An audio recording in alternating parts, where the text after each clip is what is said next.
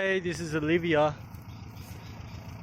We just did some work on her. She's a nice 77 camper with a 2 litre.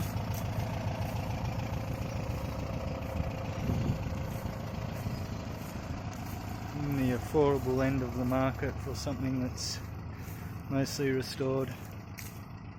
No rust in it. Nice rock and roll bed.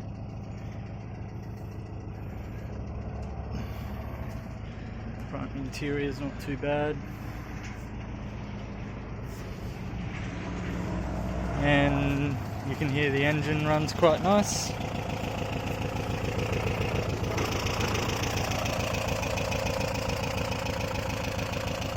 think you would be happy with this one. We'll be ready to go